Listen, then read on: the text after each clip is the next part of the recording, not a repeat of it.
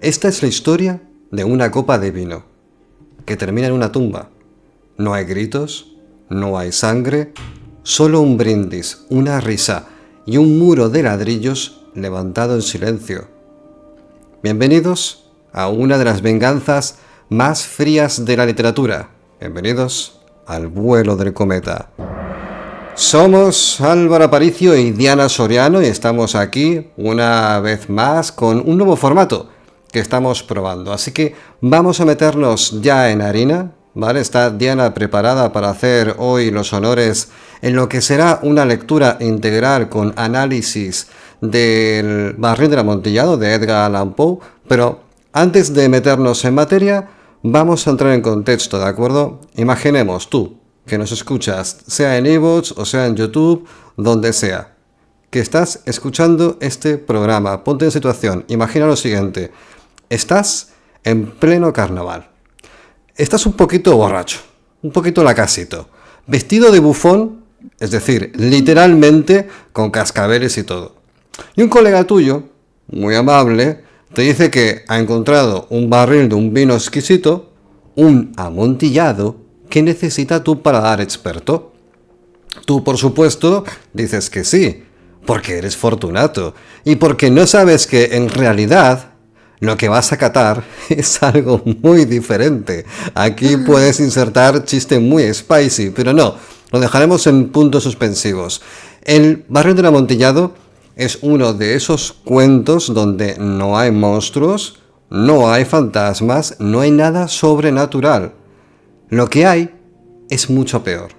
Es un tipo elegante, frío y rencoroso que decide vengarse por un insulto. ¿Qué insulto? No se sabe. Y ahí está lo brillante. Poe no nos lo cuenta. Solo sabemos que Montresor, nuestro narrador, uno de esos narradores que te cae bien al principio y luego te das cuenta de que deberías haber salido corriendo, considera que el pobre Fortunato ha cruzado una línea invisible. ¿Cuál es el plan? Bueno, es muy sencillo. El plan es emborracharlo, eso de entrada. Llevarlo a unas catacumbas y allí, bueno, quien no sepa, no se haya leído, no sepa nada de este cuento, a continuación, continuaréis. Porque todo es muy fino, todo es muy tranquilo, como quien prepara, ¿no?, una cena romántica con velas, con un buen vino. Ven, acompáñame. Es un te llevo al huerto de manual. Y lo más inquietante es que Montresor, durante el 85% del cuento, no grita, no suda, no se arrepiente. Al contrario, lo cuenta con el mismo tono con el que uno recuerda una anécdota graciosa del instituto.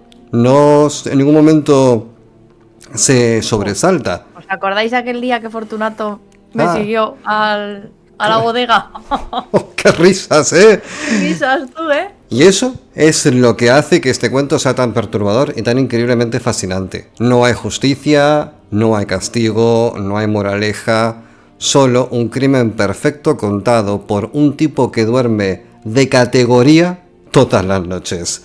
Así que... pero que tampoco hay ofensa realmente. Estamos un poco ahí en el limbo de la opinión de cada uno. Claro, vamos a descubrirlo. Porque esto es, damas y caballeros, el Barril del Amontillado, donde el horror no está en lo que se ve, sino en la calma con la que se ejecuta. Así que, antes de comenzar con el primer bloque de lectura, redes sociales, en la descripción del programa, tanto en iVoox como en YouTube, vais a encontrar todos los enlaces. Nos podréis encontrar en Blue Sky, en Twitter, en Threads, en Instagram, en Facebook, en casi todas partes. Pero también os podéis apoyar por Patreon, ¿de acuerdo? Si tenéis interés en acercaros para, no sé, comentar, uniros a la comunidad, también está el grupo de Telegram abierto. En la descripción está todo ahí. Así que ahora, damas y caballeros, vamos a meternos a través de las cuerdas vocales de Diana Soriano en el primer bloque de este maravilloso cuento que posiblemente sea uno de los más perfectos de la historia de la literatura. Así que, Diana, por favor, nos vamos ya. Lo mejor que pude había soportado las 1000 injurias de Fortunato.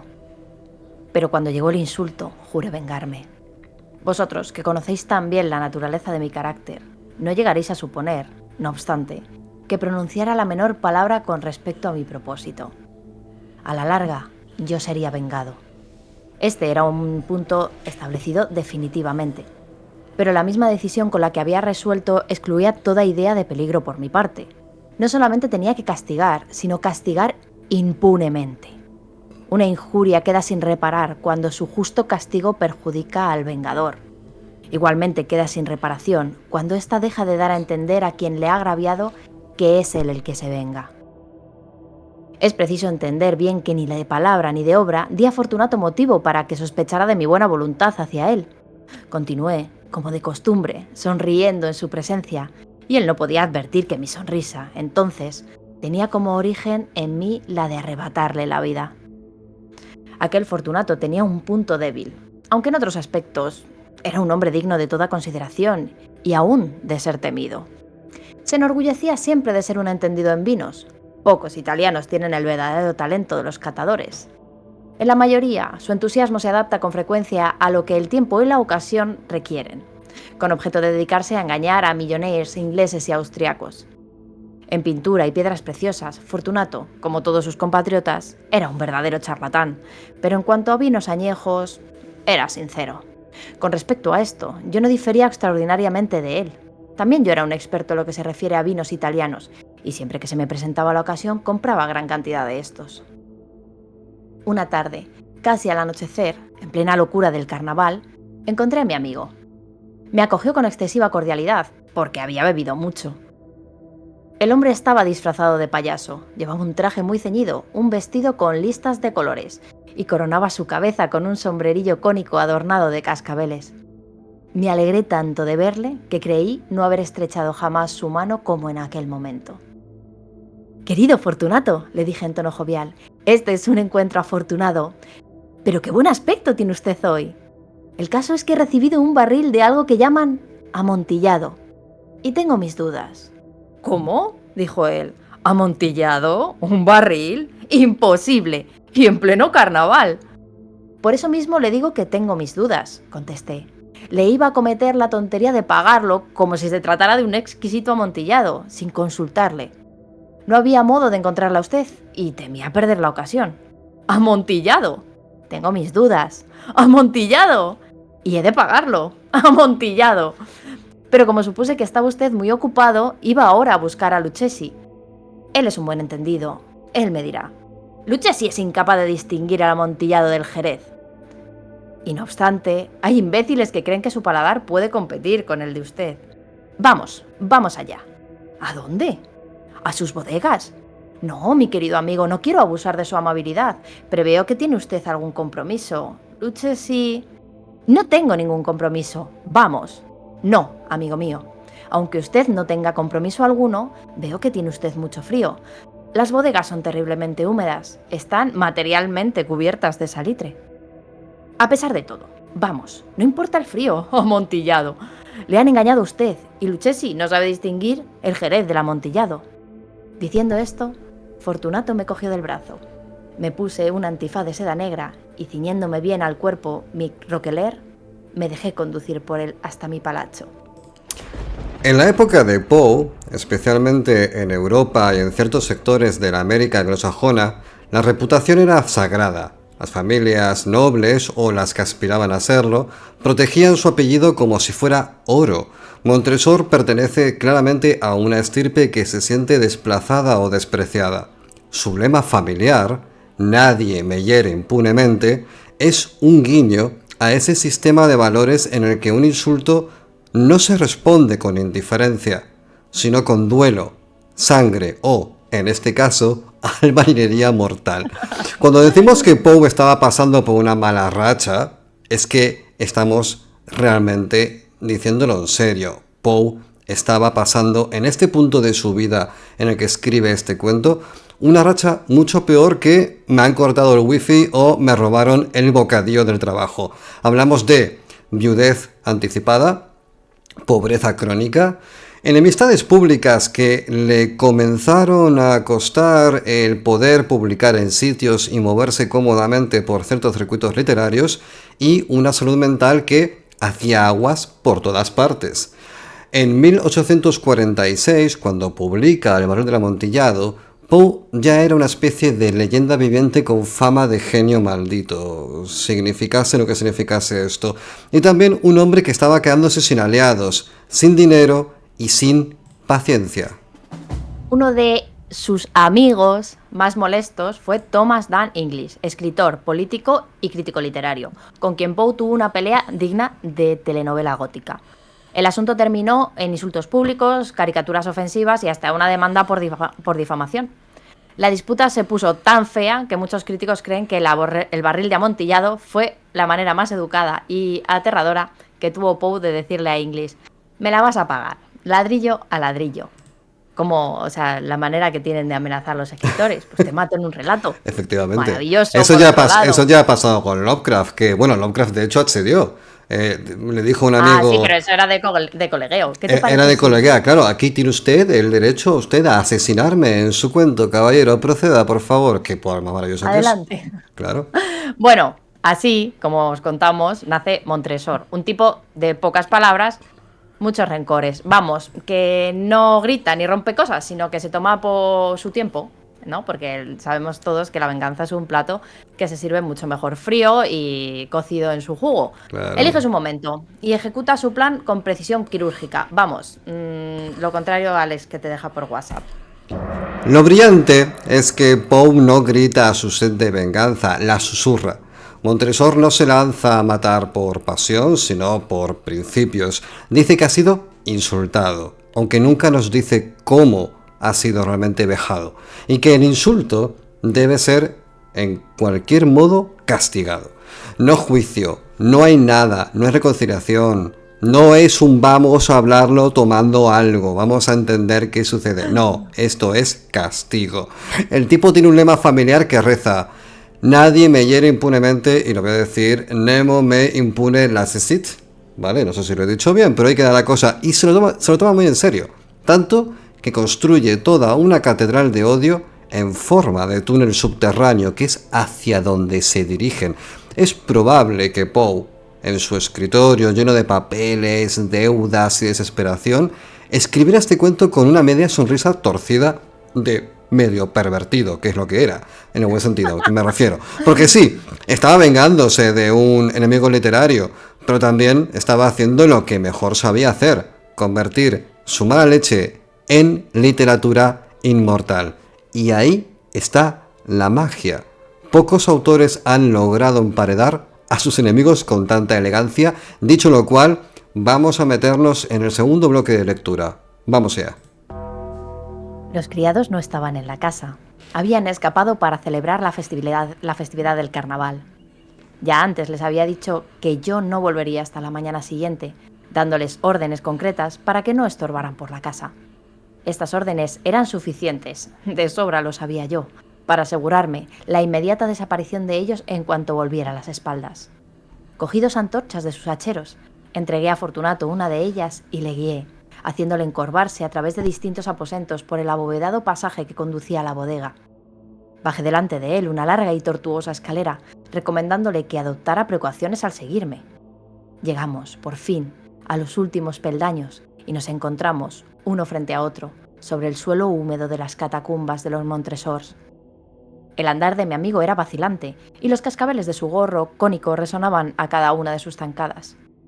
¿Y el barril?, preguntó. Está más allá, le contesté, pero observe usted esos blancos festones que brillan en las paredes de la cueva. Se volvió hacia mí y me miró con sus nubladas pupilas que destilaban las lágrimas de la embriaguez. ¿Salitre?, me preguntó por fin. «Salitre», le contesté. «¿Hace mucho tiempo que tiene usted esa tos?» «Jem, jem, jem». Mi pobre amigo le fue imposible contestar hasta pasados unos minutos. «No es nada», dijo por último. «Venga», le dije enérgicamente, «volvámonos. Su salud es preciosa, amigo mío. Es usted rico, respetado, admirado, querido. Es usted feliz, como yo lo he sido en otro tiempo. No debe usted malograrse. Por lo que a mí respecta, es distinto. Volvámonos. Podría usted enfermarse y no quiero cargar con esa responsabilidad. Además, cerca de aquí vive Lucchesi». «Basta», me dijo. «Esta tos carece de importancia. No me matará. No me moriré de tos». Verdad, verdad, le contesté. Realmente no era mi intención alarmarle sin motivo, pero debe tomar precauciones. Un trago de este Medoc le defenderá de la humedad. Y diciendo esto, rompí el cuello de una botella que se hallaba en una larga fila de otras análogas, tumbadas en el húmedo suelo. «Beba», le dije ofreciéndole el vino. Se llevó la botella a los labios, mirándome de soslayo. Hizo una pausa y me saludó con familiaridad. Los cascabeles sonaron. «Bebo», dijo, «a la salud de los enterrados que descansan en torno nuestro. Y yo, por la larga vida de usted». De nuevo me cogió de mi brazo y continuamos nuestro camino. «Esas cuevas», me dijo, «son muy vastas». «Los Montresors», le contesté, «era una grande y numerosa familia». He olvidado cuáles eran sus armas. Un gran pie de oro en campo de azur. El pie aplasta una serpiente rampante, cuyos dientes se clavan en el talón. ¿Y cuál es la divisa? «Nemo me impune lacessit». «Muy bien», dijo. Bueno, este cuento, por cierto, lo analizamos en la Academia Oscura, que es el taller literario del vuelo del cometa. Es un taller literario que está orientado 100% al terror. Y este cuento, cuando hablamos de él, vimos la precisión quirúrgica. Es tremendo, porque no hay ningún elemento disperso o puesto al azar, porque incluso el cascabeleo del gorrito acaba teniendo un propósito al final del cuento, que es un propósito extremadamente dramático. Si estáis buscando un taller literario y tenéis algún tipo de interés en la escritura, preguntadnos, escribidnos un correo en mi página alvaraparicio.net o en el Patreon del Vuelo del Cometa, tenéis toda la información, porque la siguiente clase será sobre licántropos. Así que ahí hablaremos sobre su historia, el folclore, su aparición en la literatura y cómo escribir sobre ellos. Dicho lo cual, vamos a volver al tema que nos ocupa. Es el barril del amontillado, porque en el personaje de Montresor, aquí, este personaje encarna la decadencia de la nobleza tradicional, que ya no tiene poder político ni económico, pero que conserva un profundo sentido de orgullo y jerarquía. Su obsesión por la venganza puede leerse como el berrinche de una élite venida a menos, que quiere recuperar, a través del castigo, un prestigio que el mundo moderno ya no le reconoce. Y eso nos dice mucho del contexto social que Poe está retratando y al mismo tiempo parodiando. Porque en el siglo XIX, sobre todo en Europa, pero también en ciertas élites de América, en este caso Estados Unidos, existía un fenómeno muy visible, el de las familias nobles venidas a menos. Grandes apellidos, grandes escudos, pero cada vez menos dinero, menos poder real y menos estatus, es decir, respeto social. Montresor es un perfecto ejemplo de esa clase que vive más del pasado que del presente. Se aferra a su linaje como si fuese una especie de certificado de inmunidad social, pero en realidad solo es una fachada.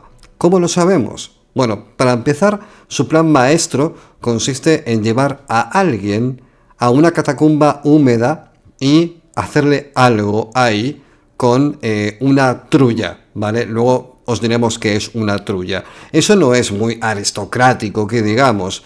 No tiene sirvientes que lo hagan por él, ni influencias para ocultarlo verdaderamente, porque toda esta impunidad de la que él se desprende no es más que el hecho de que nadie los ha visto salir y nadie los ha visto desaparecer. Entonces, bueno, al final el señor Montresor está con su orgullo y su rencor y su muchísima suerte de que todo saliese bien. Bueno, yo creo que sabía dónde picar, ¿no? Sabía ahí dónde le dolía a su amigo. Uno de los grandes aciertos del barril del amontillado es el escenario. Un carnaval en pleno apogeo, es decir, que estaba todo el mundo a lo suyo, un poco todos mecedora. Porque si vas a cometer un asesinato, pues qué mejor momento para que cuando todos están disfrazados, borrachos y lanzando serpentinas, todo el mundo muy contento. El carnaval representa todo lo contrario a Montresor. Es ruido, caos, desinhibición. Mientras él es control, silencio y rencor embotellado desde hace años, por lo visto. Imagínate planear un crimen perfecto con la misma calma con la que otros planean pues, su disfraz de Arlequín. Así de retorcido es este personaje. Pero todo esto pensando que tiene sus razones, por locas que sean, ¿no? Además, el carnaval permite que Fortunato, que es la víctima, pase completamente desapercibido. Pese a ser alguien, por lo que nos comenta el protagonista, Relevante. de bastante relevancia, sí. Va vestido de bufón. Lo que es un bonito detalle de Poe. El tipo que más se ríe acaba siendo la broma. Y lo que empieza como un paseo entre amigos termina con una excursión al más para allá. Sí. Con ladrillos incluidos. Una especie de escape room, pero del que no sales.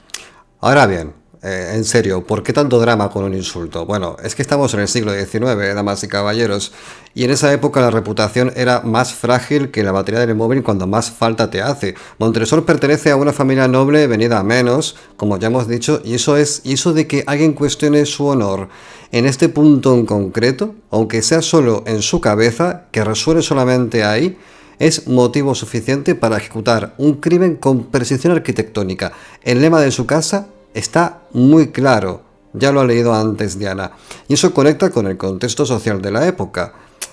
Aquí todo el mundo se rige por códigos de honor muy rancios, con una especie de aristocracia decadente muy bien reflejada. Porque aparte hay una cosa que me llama mucho la atención de Poe en este punto en concreto, y es que, claro, cuando él comienza a publicar en Estados Unidos, él viene de haber vivido una época en Inglaterra, entonces digamos que su estilo arrastra bastante de los dejes de una literatura y una habla un poco más elevados, más de la metrópolis, que es un poco lo que se... Bueno, no iba a decir que se detesta, pero que se repudia en las colonias, aunque lógicamente Estados Unidos ya no era una colonia, era un país constituido. Pero a lo que me refiero es que él traía un arcaísmo que no era bien recibido. Entonces, en cierto modo, Poe lo parodia, porque al final es un pez fuera del agua, no es aceptado en el viejo mundo y no es aceptado en el nuevo mundo. De hecho, con su carácter maravilloso, acabó teniendo trifulcas con todo el mundo.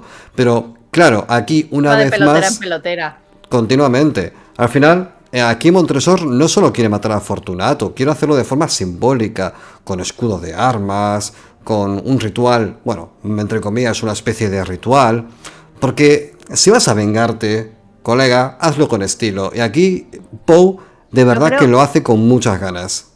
No solo eso, sino que pueda disfrutar de las mieles de su delito. O sea, voy a ver cómo has desaparecido del mundo y yo me quedo para ser testigo mudo, porque no voy a decir ni esta boca es mía, de lo que te ha pasado. Solo yo sabré que he sido el artífice de tu desgracia. Tal cual. Aparte con un particular. Y es que el cuento está repleto de matices. Por ejemplo, el carnaval, ese carnaval de máscaras, que por su naturaleza festivalera, jacarandosa, es algo alegre, acaba convirtiéndose en una metáfora perfecta. Porque, queridos, todos llevamos una máscara.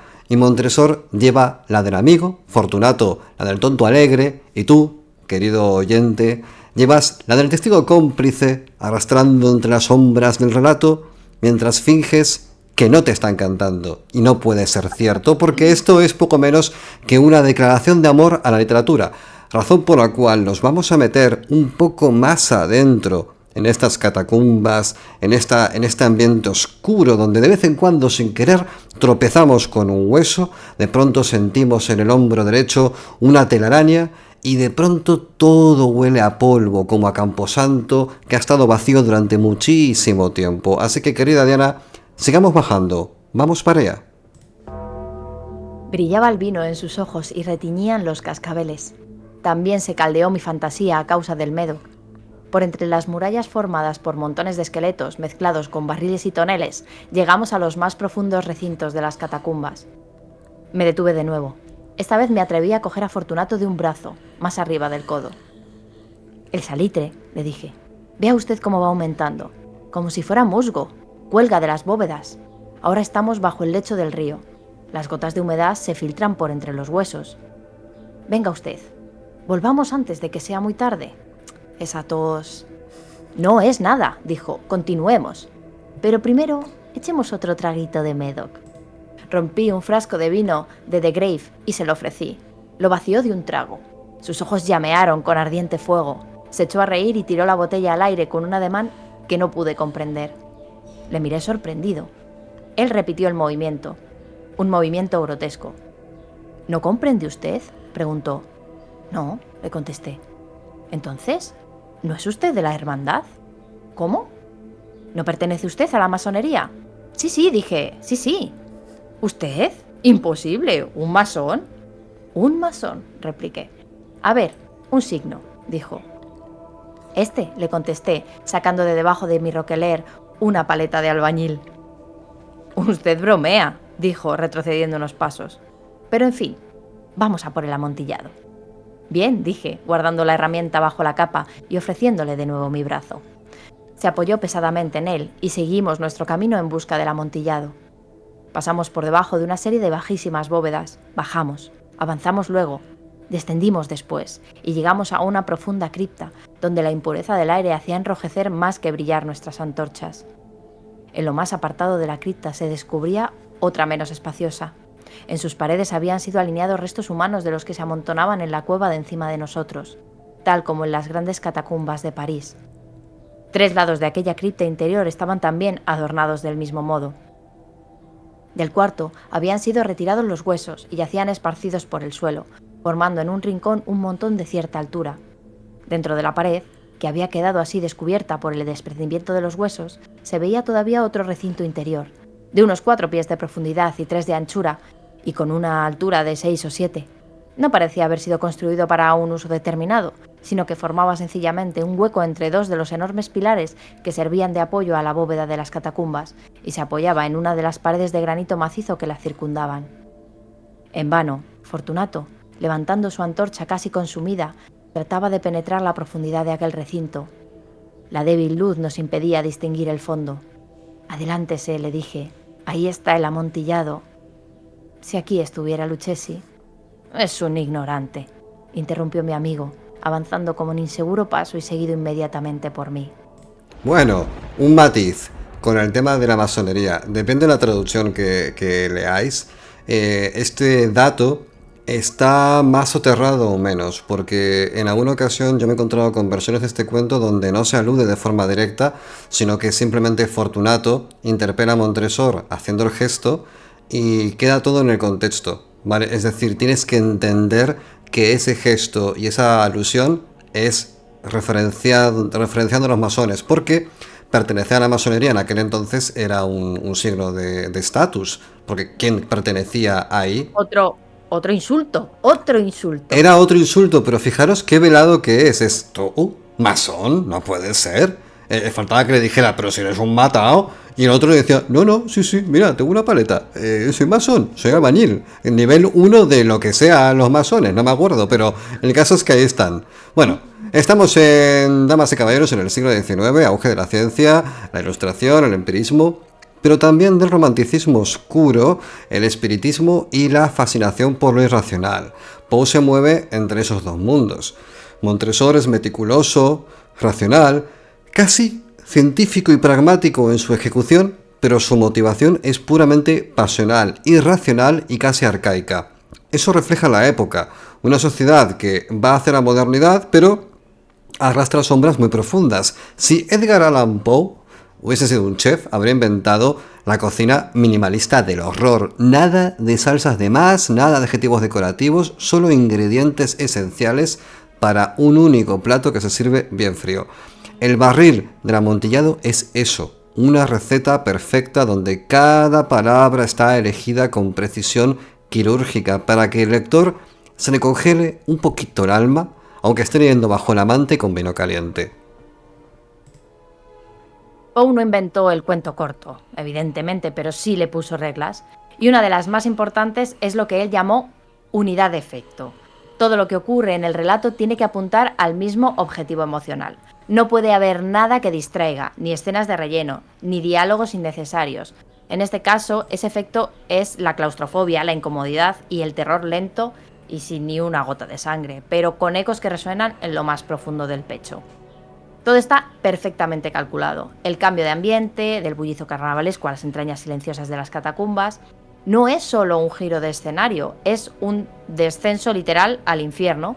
Y tú, y yo, y Álvaro, bajamos con ellos, peldaño a peldaño, linterna en mano. Aunque sabes que esto no va a acabar bien, Poe convierte la arquitectura en narrativa. Cada piedra, cada salitre en la pared y cada eco en los túneles es una pincelada que va moldeando el destino de nuestro pobre Fortunato, aunque yo tengo que decir que me cae bastante mal. Y la calma perturbadora de Montresor. Me cae muy mal. ¿Qué le vamos a hacer? O sea, yo ahí con Montresor a tope. Fortunato es un cuñado de manual. Fortunato es el típico tío que te encuentras en... No sé, vas por la calle, pasas por delante de un bar y ves a un tío haciendo el subnormal y ese es Fortunato. Pero lo que pasa es que no te va a agredir de forma clara, simplemente va a aludir de forma velada, de modo ¿A que es continuo. mejor que tú? Sí, a que es mejor que tú o que no te ve capacitado para ser mejor de lo que él cree que eres. Porque, a ver, tío, si se te ve que no das para más. Es un poco ese rollo pasivo-agresivo. Y otra cosa que creo que es clave a lo largo de todo el cuento y que creo que ahí estriba su grandeza, porque hablamos de una obra maestra de la literatura, ¿vale? No, esto no es un cuento del que estamos hablando porque nos guste. Esto es un análisis También. Bueno, que también, innegablemente, creo que se está notando bastante, pero a lo que me refiero es que hablamos de un cuento donde cada elemento está puesto con una maestría total, no hay nada al azar. Si tú atomizásemos, ¿vale? Los factores que hacen de este cuento un cuento, veríamos que todo está conectado, que nada está puesto por poner y que al final todos los elementos se van empujando entre sí, desde el espíritu del carnaval, pasando por el disfraz de Fortunato, pasando por la actitud que Montresor desprende no solamente a través del narrador, sino en la propia escena de descenso, sino también en la conclusión final, que ojalá, de verdad, estoy cruzando los dedos porque haya alguien que nos esté escuchando en iVoox o nos esté viendo en YouTube que nunca jamás haya leído o escuchado este cuento. Ojalá, porque al final es increíble. Justamente la gracia de este cuento está en el ambiente mafioso que tiene. ¿Os acordáis de las películas, no sé, Uno de los Nuestros, El Padrino, cualquiera de esas, Casino? Bueno, son italianos. Son italianos. Es ese rollo de la mafia que es, te voy a dar la mano, te voy a sonreír, te invitaré a comer, hablaremos, nos reiremos un montón, pero por debajo de esa máscara de carisma absoluto hay unas ganas de lidiar contigo muy grandes, y lidiar es una variable en la que pueden caber un montón de acciones. Entonces puede ser negociar, puede ser unas ganas auténticas de reírme, pero negocios son negocios y si cruzas la línea roja estás muerto. Entonces ese rollo de sí, estamos bebiendo, te acompaño, Montresor y Fortunato codo con codo por ahí, riéndose y hablando del pobre Lucchesi. Lucchesi le pitarán los oídos a estas alturas del partido. No sabe nada de esos vinos. Y ahí están. Lucchesi no sabe de la que se ha librado, también te digo. Y ahí están bajando, así que, bueno, ¿qué podemos decir del clímax? Es que no lo quiero adelantar, pero el momento en el que comienza a procesarse esa venganza, no hay gritos melodramáticos ni persecuciones, no hay forcejeos espectaculares, solo es un tipo borracho que está muy confuso, que de pronto empieza a entender, quizás, tal vez, quién sabe, demasiado tarde, que su noche de cata de vinos ha acabado en algo bastante diferente, y no bien. Poe se permite incluso una ironía macabra. ¡Por el amor de Dios, Montresor!, grita Fortunato. Y Montresor le responde, y esto es una de las cosas que cuando lo lees la primera vez, dices, Poe está vivo. Quiero decir, Poe, esto lo escribió ayer. No es un cuento de hace un siglo y medio, no, perdóname, casi 2 siglos. Montresor le responde, sí, por el amor de Dios. Y sigue trabajando, sigue elaborando esa venganza. Es sutil, elegante y devastador. No hay una violencia explícita, es que no hace falta verdaderamente. Poe confía en que el lector tiene... Su caballero. Un caballero venido a menos, pero un caballero al fin y al cabo. Poe confía en que el lector tiene suficiente imaginación para completar todo el puzzle. El Barón del Amontillado, como decíamos antes, es un tipo de terror muy quinta esencial. Es como que la situación está tan bien construida que no hace falta sobreexposición de información, no hace falta ningún tipo de hipérbole ni metáfora muy compleja, porque de hecho Si habéis estado atentos, os habréis fijado que lo que ha leído Diana es francamente sencillo de seguir y de leer. No hay ninguna palabra compleja, sí, alguna traducción, depende si viene de España, Argentina, México, lo que sea. Puede variar palabras, ¿vale? Pero por lo demás, la sencillez con la que está ejecutado este cuento es apasionante. He ahí, en gran medida, su grandeza. Porque aparte, el monstruo que dibuja Poe es humano, es educado, articula muy bien sus ideas, probablemente hable como cualquiera de vosotros, y eso es precisamente lo que más miedo da. Dicho lo cual, nos vamos a introducir en el siguiente fragmento de lectura, así que, Diana, por favor. En un momento llegó al fondo del nicho, y al hallar interrumpido su paso por la roca, se detuvo atónito y perplejo. Un momento después había yo conseguido encadenarlo al granito. Había en su superficie 2 argollas de hierro separadas horizontalmente, una de otra por unos 2 pies. Rodear su cintura con los eslabones para sujetarlo fue cuestión de pocos segundos. Estaba demasiado aturdido para ofrecerme resistencia. Saqué la llave y retrocedí, saliendo del recinto. «Pase usted la mano por la pared», le dije, «y no podrá menos que sentir el salitre. Está, en efecto, muy húmeda. Permítame que le ruegue que regrese». «¿No? Entonces, no me queda más remedio que abandonarlo. Pero debo antes prestarle algunos cuidados que están en mi mano». «¡El amontillado!», exclamó mi amigo, que no había salido aún de su asombro. «Cierto», repliqué, «el amontillado». Y diciendo estas palabras, me atareé en aquel montón de huesos a que antes he aludido. Apartándolos a un lado, no tardé en dejar al descubierto cierta cantidad de piedra de construcción y mortero. Con estos materiales y la ayuda de mi paleta, empecé activamente a tapar la entrada del nicho. Apenas había colocado el primer trozo de mi obra de albañilería cuando me di cuenta de que la embriaguez de Fortunato se había disipado en gran parte. El primer indicio que tuve de ello fue un gemido apagado que salió de la profundidad del recinto. No era ya el grito de un hombre embriagado. Se produjo luego un largo y obstinado silencio. Encima de la primera hilada coloqué la segunda, la tercera y la cuarta.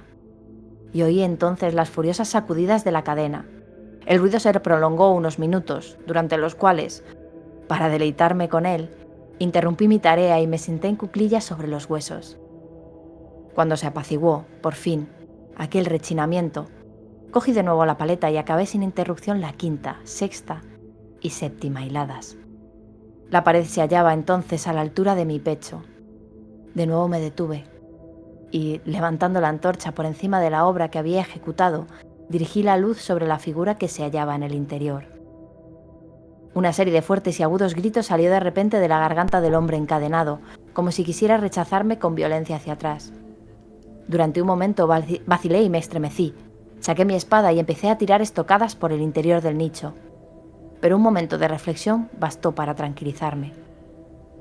Puse la mano sobre la maciza pared de piedra y respiré satisfecho. Volví a acercarme a la pared y contesté entonces a los gritos de quien clamaba. Los repetí, los acompañé y los vencí en extensión y fuerza. Así lo hice, y el que gritaba acabó por callarse. Una de las cosas, y esto me salgo un poco del tema del cuento para hablar de la serie que hace poco Flanagan dirigió en Netflix y a la cual le dedicamos unos programas, una de las cosas que menos me moló de la serie es que esta parte en concreto, que es posiblemente la más icónica, al menos para mí, de lo que es la obra de Poe, no está reflejada con esta intensidad. No está reflejada, creo que más que a través de una referencia bastante somera de que detrás de la pared hay algo y se escucha, ¿qué se escucha? El cascabel. Nada más. Es una pena, me parece una ocasión perdida, pero también entiendo que hilar todos los cuentos de Poe a través de una sola gran historia de familia es complejo de narices, pero bueno, vamos a volver al tema que nos ocupa esta noche, damas y caballeros, porque este cuento se publicó en 1846, en pleno auge de la prensa escrita y las revistas literarias. La clase media, bueno, está empezando a consumir relatos como quien ojea Netflix a día de hoy. Poe fue un maestro de ese formato, conciso, directo y emocionalmente potente. El Barón del Amontillado es un ejemplo de cómo la literatura empieza a adaptarse a un lector urbano, con menos tiempo y más hambre de emociones rápidas pero intensas. De hecho, esto me hace pensar muchas veces cómo puede ser que a día de hoy el formato breve no haya triunfado más en literatura. Me refiero en el sector editorial, porque siempre que voy a una librería y me voy, por ejemplo, a la parte de fantasía, me encuentro unos tochazos de 1200 páginas que eso no hay quien se lo lea, al menos no es mi caso. Me da pena, porque soy consumidor de relato breve y la verdad es que he hecho en falta más antologías, más apuestas, más libro barato. No quiero libro de tapa dura con grandes letras doradas. Sí, lo quiero, pero de forma ocasional. Lo que yo necesito como lector y consumidor es poder coger un libro que a lo mejor me cuesta el más barato que haya, ¿vale? Que a lo mejor se me rompe dentro de 3 años y me va a dar igual porque me lo he leído ya, pero lo guardaré como un recuerdo. Eso, lleno de historias de gente nueva o de historias distintas. Sé que existe, sé que está ahí fuera, pero no me lo encuentro en las librerías, que es lo que me da pena. El caso es que si esto fuera una serie, hay una serie, Montresor y Fortunato serían ese dúo de amigos de la universidad que se ríen juntos y beben demasiado y se tiran pullas de una pasivo-agresividad preocupante hasta que uno acaba, pues, a hostias con el otro. Cosas que pasan, ¿verdad, querida Diana? También nos pasa a nosotros. Bueno, espero que no. Estamos muy lejos para acabar a hostias, también te digo, ¿sabes? Que... En fin, no nos vemos tanto. Desde el principio, la dinámica entre ellos, ya vemos que entre estos dos amigos es rara, ¿no? O sea, algo se ve que no... por ambas partes, ¿no? Montresor, nuestro querido narrador y por otro lado vengativo como para llevarle la contraria, insiste mucho en que Fortunato es un gran tipo y dice, tenía una debilidad por el vino, pero bueno, ¿y quién no? Y uno sospecha que esa debilidad es una forma elegante de decir que se bebía hasta el agua de los floreros. Eso sí. Lo cierto es que Fortunato va disfrazado de bufón, con cascabeles y todo, y eso ya nos dice algo. No solo va ridículo, sino que no se da cuenta de que la broma es él. Poe se lo deja claro al lector desde el primer paso en las catacumbas. Aquí hay uno que se cree que está ganando y otro que está acabando de verdad. La relación entre ambos es fascinante porque está cargada de dobles sentidos. Cada frase que intercambian tiene dos lecturas o varias, ¿no? Montresor le habla con cortesía extrema, casi con cariño. Le advierte sobre la humedad del lugar, le ofrece volver muchas veces y se preocupa por su salud. Y además ensalza que, claro, como tiene dinero y vive bien, pues qué pena sería que se pusiera malo. Claro. Igual, pues que por aquel entonces de una neumonía no se salía. Todo mientras lo conduce a su tumba como quien lleva a una cata de vinos tranquilamente, ¿no? Y Fortunato, pues encantado de la vida, se cree más listo, más fino, más entendido que nadie. Es el clásico que te corrige cómo se pronuncia Merlot en mitad de una conversación cuando tú tienes un cuchillo jamonero en la mano. Guapísimo. Pero lo más brillante de Poe es que nunca nos cuenta qué hizo exactamente Fortunato para merecer esto. De verdad, no sabemos qué sucedió. No lo podemos imaginar. Si os animáis a dejarlo en los comentarios, recordad que los comentarios los vamos a leer, pero los leeremos al final de este programa, al final del todo. Si os animáis a especular sobre qué pasó entre Fortunato y Montresor, yo tengo una teoría. Yo creo que Montresor le llevó la declaración de la renta a Fortunato y le dijo échame un cable, y Fortunato marcó lo que no era y empieza a salir una cantidad de, de deudas por ahí que todo mal. Entonces, cuidado con Hacienda. Aquí, Poe solo dice que lo insultó de una forma muy vaga. Eso deja al lector con la pregunta inquietante de que de verdad tan grave fue el insulto. Bueno, o Montresor simplemente exagera, a lo mejor está como una cabra. Nunca perdáis de vista que el narrador que nos cuenta esto es el asesino. ¿De acuerdo? No. O sea, es una persona además capaz no de en un momento de calor, del momento darte 2 leñazos, tirarte al suelo y que te abras la cabeza. No, o sea, en plan... Y si no es hoy, porque el tío dice, venga, que me vuelvo, que no me encuentro bien. Será mañana, pero será. O sea, le da igual. Es que qué frialdad, qué seguridad en sí mismo, ¿Qué saber estar? ¿Qué envidia que me da? Es que es una planta carnívora. Es que, de verdad, pensadlo fríamente. ¿Realmente Montresor es el bueno de la historia o es un psicópata? No, o sea, pero a ver, que son nobles, que no hay buenos. Vale, pero al margen de la lucha de clases en la que Diana está todos los días metida a tope, el tema es, ¿realmente Montresor es el bueno o el malo de la historia? No lo sabemos porque nos cuenta él la historia. No, Pero es un narrador no fiable, ¿no? Y si queréis saber lo que es, pues os venís a las clases de Álvaro. exacto, tremendamente no fiable. ¿Y si Fortunato no tenía ni idea de que su amigo lo odiaba con tanta intensidad?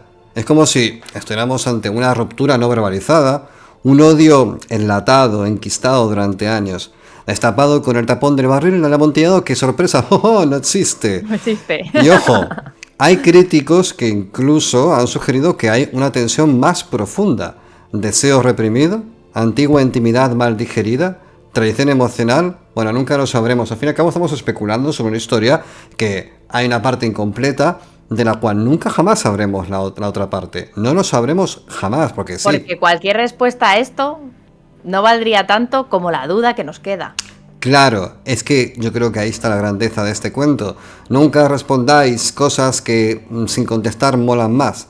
Lo cierto es que Montresor parece conocerse muy bien todo el tema de Fortunato. O sea, hay un montón de confianza, bueno, han intimado bastante socialmente hablando, y eso hace todo mucho más incómodo, porque la traición siempre pesa más cuando viene de alguien que te llama amigo, mientras te empareda con mortero fresco. Jaja, es lo que te voy a hacer a ti. Poe, como siempre, nos deja sin una moralidad clara. ¿Montresor es un monstruo o un caballero ultrajado? O incluso siendo un caballero ultrajado es un monstruo, porque claro, muchas veces decimos, es que... ¿Un caballero monstruo? Claro, es que me ha llamado gilipollas. Ya, bueno, tío, no sé, vete a terapia. Que le estás emparedando, vivo, claro, ¿sabes? es proporcional, ¿sabes? Un principio de... No sé, háblalo. Claro. Invítale a una copita de vino. No sé. Besito. Vete a ver a tu familia, échate un fin de semana en el campo, yo qué sé, tío, no mate gente. Bueno, ¿Fortunato es una víctima o un pedante que se lo buscó? La historia no juzga, claro, no juzga porque lo cuenta el propio asesino. Solo nos deja en la penumbra, escuchando cómo los ladrillos caen uno a uno y cómo el cascabel, aquí lo dejo, puntos suspensivos, porque nos vamos a meter ya con el final del barril del amontillado. Diana, por favor, vámonos. Ya era medianoche y llegaba a su término mi trabajo. Había dado fin a la 8ª, 9ª y 10ª hiladas. Había terminado casi la totalidad de la 11ª y quedaba tan solo una piedra que colocar y revocar. Tenía que luchar con su peso, solo parcialmente se colocaba en la posición necesaria, pero entonces salió del nicho una risa ahogada que me puso los pelos de punta.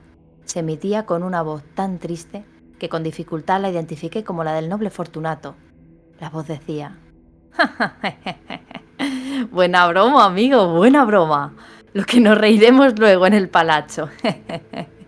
A propósito de nuestro vino. El amontillado, dije. Sí, el amontillado. Pero, ¿no se nos hace tarde? ¿No estarán esperándonos en el palacio Lady Fortunato y los demás? Vámonos. Sí, dije. Vámonos ya. Por el amor de Dios, Montresor. Sí, dije. Por el amor de Dios. En vano me esforcé en obtener respuesta a aquellas palabras. Me impacienté y llamé en voz. Fortunato. No hubo respuesta y volví a llamar. Fortunato. Tampoco me contestaron. Introduje una antorcha por el orificio que quedaba y la dejé caer en el interior. Me contestó solo un cascabeleo. Sentía una presión en el corazón, sin duda causada por la humedad de las catacumbas. Me apresuré a terminar mi trabajo. Con muchos esfuerzos coloqué en su sitio la última piedra y la cubrí con argamasa. Volví a levantar la antigua muralla de huesos contra la nueva pared. Durante medio siglo, nadie los ha tocado. In pace requiescat. Bueno, así acaba el barril del amontillado. Esta parte es increíble porque, claro, nos encontramos con un Montresor muy disociado. Cuando le dice Fortunato, vámonos ya, y le dice, sí, vámonos ya. Es como que has atravesado el umbral, has desgarrado totalmente tu humanidad, ya eres incapaz de procesar de forma clara, pero al mismo tiempo sabes que no puedes dar marcha atrás. De modo que lo que tienes entre tus manos es alguien que va a morir por tu culpa, pero que no lo vas a evitar de ninguna manera. Y... Sí, pero bueno, qué manera de negociar también, Fortunato. O sea, vamos a normalizarlo. Vamos a hacer como que esto no ha pasado. Venga, déjame salir y lo dejamos aquí. Como Pero- si no hubiera pasado. Nos están esperando, vámonos. Ni un déjame salir, ni un me cago en tus muertos. Nada, nada. O sea, No, tranquilamente, qué negociación, qué capacidad de... O sea, qué bueno. Jolines, mira, no te voy a decir, oye, venga, que si me dejas salir, te pido perdón y tal. No, vamos a hacer como si esto no hubiera pasado nunca. Déjame salir y yo te reconozco que me has engañado y bueno, pues aquí lo dejamos. O sea, ya está. no, no. No, no. No, no. No, no. Este- Y qué frialdad, ¿eh? O sea, es que, no sé. A ver, es como que mola tanto el relato. Por el amor de Dios, Montresor. Ja, sí, Sí, sí. por el amor de Dios, efectivamente. Por el Bueno, amor de Dios va a ser. si los cuentos fueran relojes, damas y caballeros, el valor del amontillado sería uno suizo, sería un Rolex de los más caros, hecho con diamantes. Poe no escribe por escribir, cada palabra es una pieza de diamante, cada pieza está ajustada al milímetro. El resultado es un relato que se lee en media hora, que creo que es lo que hemos tardado, puede que incluso menos, pero que queda, bueno, queda contigo toda la vida. Es uno de los puntos que no se olvidan. Si es la primera vez que lees a Poe y te encuentras con esto, que fue lo que me pasó a mí. Yo, el primer cuento de Poe que leí fue este. Y dije, no puede ser. Yo pensaba que la literatura era aburrida. Yo pensaba que la literatura era para leer, pues no sé, cosas que no me interesan. Fíjate qué mentalidad más vaga. Pero no. Cuando llegas a esto y te das cuenta que es mejor que el 99,99% de las películas que dan en todas partes, dices, yo me quedo aquí. O sea, yo me quedo con Poe. ¿Qué está pasando? ¿Qué está sucediendo? Bueno, esto es un eco que acompaña a quien lo lee toda tu vida. De verdad, esto es algo que es una conversación... Es como una conversación que no supiste terminar. Es increíble. Bueno, Bueno, yo recuerdo que mi primer contacto con Poe, haciendo alarde de la edad que tengo, fue un especial de Halloween de los Simpson. Poe tenía una teoría y no se cansaba de repetirla. El cuento debía generar un único efecto. Nada de subtramas, ni de excursiones narrativas, ni de adornos innecesarios. Aquí hemos venido a lo que hemos venido. Vamos al grano. Un disparo limpio. En este caso, el efecto es esa angustia silenciosa, ¿no? Claustrofóbica. Ni una gota de sangre y todo absolutamente contribuye a eso. Todo se dirige a crear esa atmósfera. No hay ninguna nota discordante, ¿no? No es jazz esto. Puede que hayan pasado casi 2 siglos, evidentemente, desde que el barril de amontillado vio la luz, pero su efecto sigue a todas luces intacto. Y no porque nos pasemos el día temiendo que un conocido nos emparede en la bodega, aunque quién sabe con algunos grupos de WhatsApp, esas contestaciones, esos GIFs, esas cositas que se mandan, qué intención tienen, ¿no? Bueno, sino porque Poe tocó esa tecla universal, el miedo a ser olvidado, a morir en silencio y que a tu final no lo vea nadie, ni Dios ni Netflix tampoco lo va a retransmitir. Fortunato no muere de una puñalada ni de una caída por las escaleras, muere de encierro, de silencio, de comprender demasiado tarde que su final ya estaba decidido desde el primer brindis. Y ahí está la genialidad de Poe, convierte un asesinato en una ceremonia.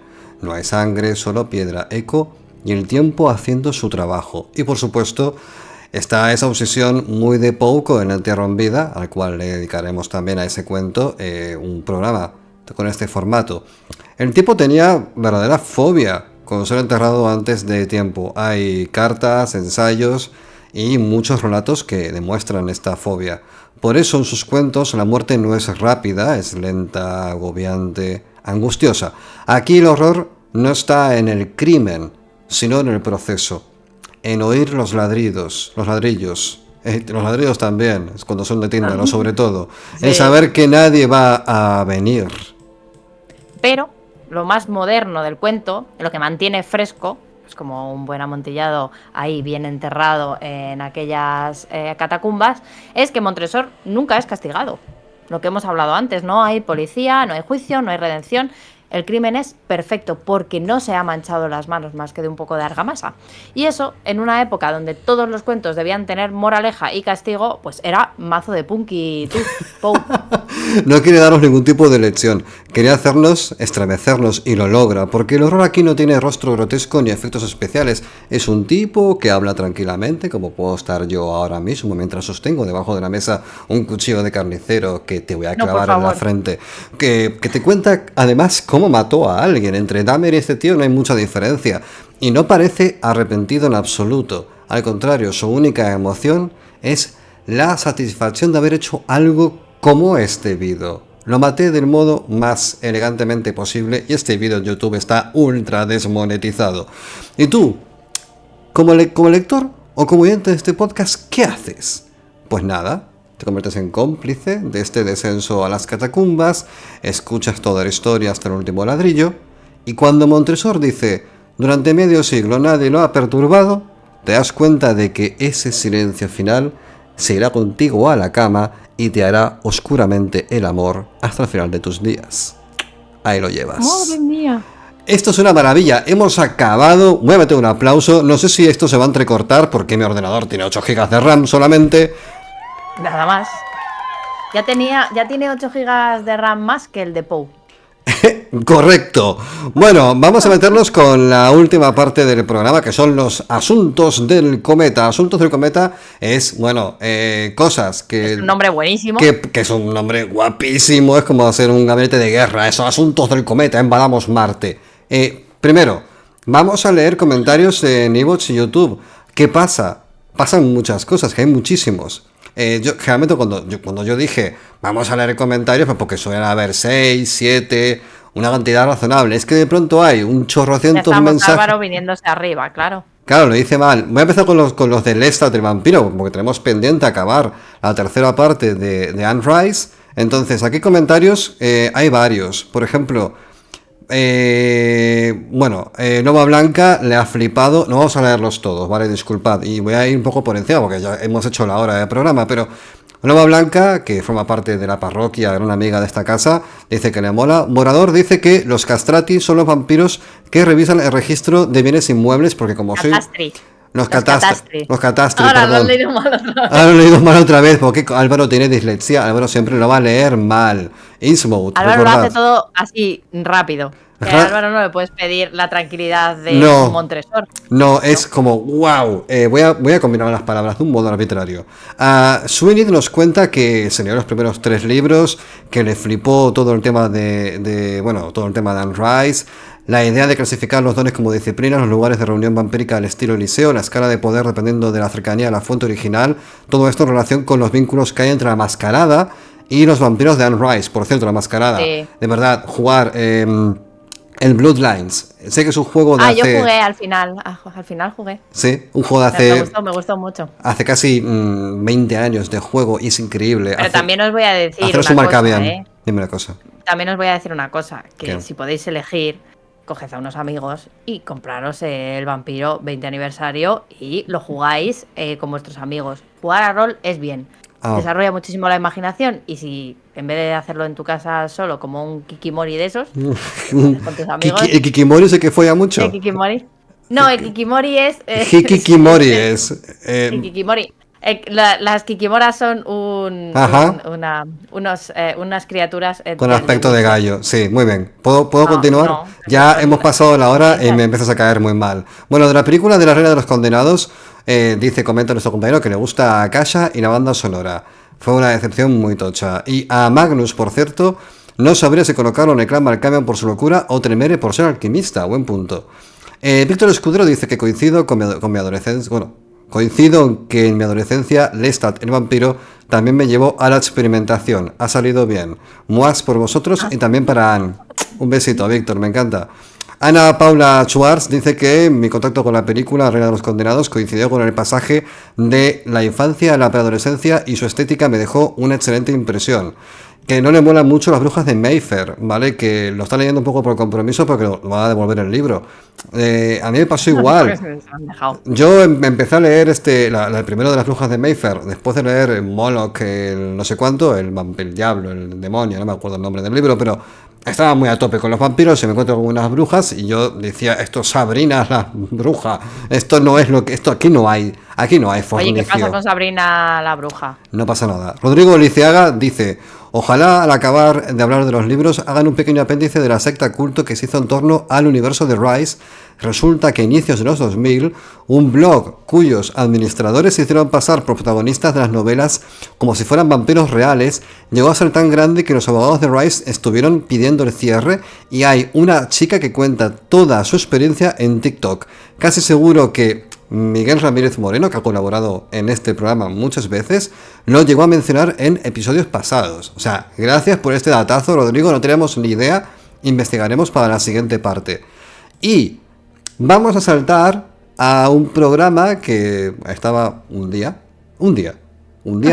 Álvaro estaba en casa y dice, uy, ha salido el nuevo Doom, el Doom The Dark Age, creo que se llama, me flipa el Doom, pero este último no sé nada, me abstuve de informarme y dije, voy a hablar del Doom, pero no de ese Doom, del primero, del de 1993, además le voy a hacer un análisis literario. Wow. ¿En qué estaba pensando Álvaro? La Pachamama se manifestó en su cabeza y empezó a bailar Álvaro. una jota. Estaba cansado ese día. Dijo, ¿qué puedo hacer para trabajar más? Exacto. Vamos a hacer esto. Sí. Análisis literario del Doom. Y se ve que gustó muchísimo. Tiene un montón de comentarios. Y voy a leer algunos, ¿vale? Disculpad si no los puedo leer todos, pero dice Ignacio Castellanos, no sabéis hasta qué punto me alegra que toquéis este título. Dice Miguel Ángel Payá Jiménez, bravo por la iniciativa, Dios mío, de trabajar acerca de la narrativa de los videojuegos. Quiero más, habrá más porque lo tengo pensado ya. Dark Souls, Zelda, iba a decir Tetris, pero no soy tan valiente. Pero Dark Souls y Tetris seguro que sí. Y The Last of Us también.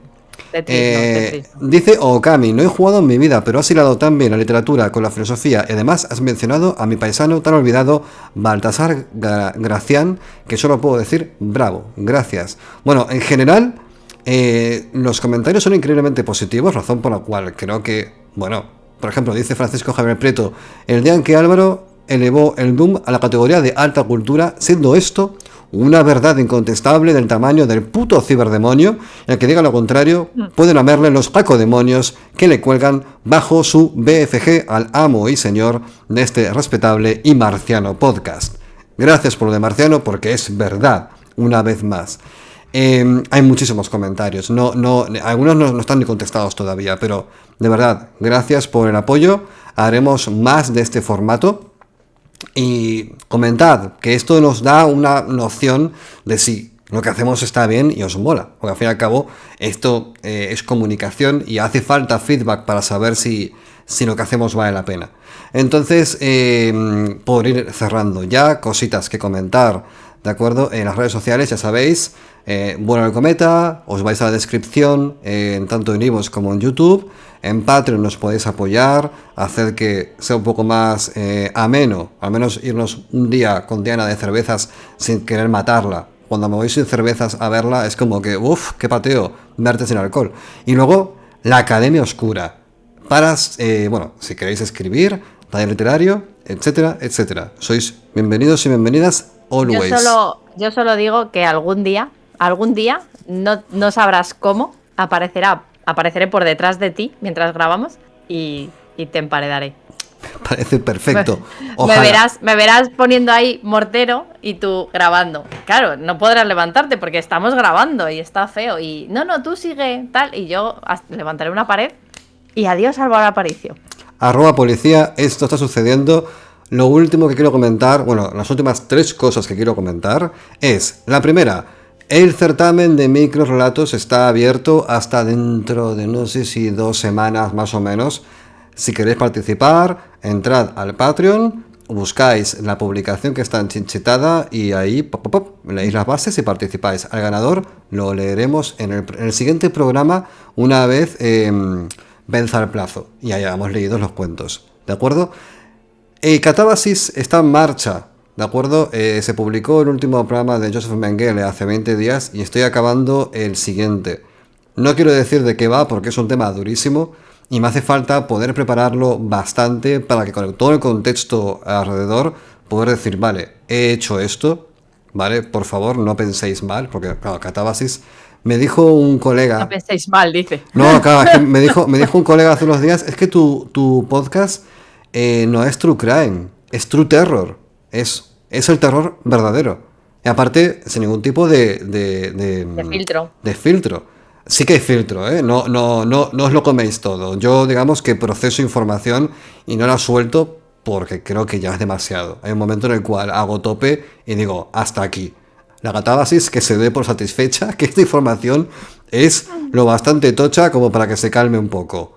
Y Bueno, es que además no puedes dejarlo porque se te escapan los demonios. se me escapan los demonios. Y luego el último comentario antes de chapar es que, bueno, publicamos un programa para mecenas de El Valle de los Tropiezos, donde hay, bueno, está la narrativa de 9 actos de David Siegel y más cositas. Estos fragmentos provienen de las clases donde solo se me escucha a mí, por supuesto, y algún alumno se hace una pregunta pertinente, pero esto os va a dar una noción de cómo son las dinámicas dentro del taller. Sí que es verdad que estos fragmentos en concreto pertenecen a una época en la cual el taller aún no era Academia Oscura, así que sepáis... Llevábamos un año a lo mejor. Que ten en cuenta que esto a lo mejor es la clase 26 por la que vamos. Y ya vamos por la clase por la casi 100. 90. No, ¿Por la 100? por la 100, sí. Entonces, ¿Qué dices? sí, muchas. Entonces, Madre mía, qué aguante tengo. efectivamente, ya han aguantando. Entonces, si que tenéis cualquier tipo de curiosidad o duda sobre cómo son las dinámicas, ahí tenéis una muestra. Dicho lo cual, yo, como llevo sin parar de hablar durante 7 minutos y mi cerebro empieza como... Siento humo saliendo de mi oreja derecha y por la izquierda líquido encefalorraquídeo cayendo a gotitas. Ah, no. Es como, por favor, interviene para que pueda beber. Ya, es que no sabes, es como un perro con un hueso este hombre. Bueno, yo solo deciros que por mi parte el próximo Infierno en el Cerebro ya está en marcha, saldrá dentro de muy poquito. Y también, bueno, deciros que muchas gracias porque esta iniciativa ha sido Una cosa, muy bien acogida. Tú eres consciente de que ese formato en iVoox no está. Entonces la gente que te va a escuchar en iVoox va a decir, ¿qué es esto? Explícalo. Explain yourself. Es verdad que cuando a nosotros hablamos de este tipo de cosas, siempre hemos valorado que faltaba el concepto social, ¿no? De cómo afecta a la literatura a la sociedad en general. Y tirando un poco de este hilo, llegamos a la conclusión de que, bueno, igual para programa canónico del vuelo del cometa, pues no daba, pero sin duda sí que lo hacía para algo más directo, ¿no? Algo entre vosotros y yo, sin que Álvaro tuviera nada que ver, porque es un pesado, digo, porque no le aguantamos.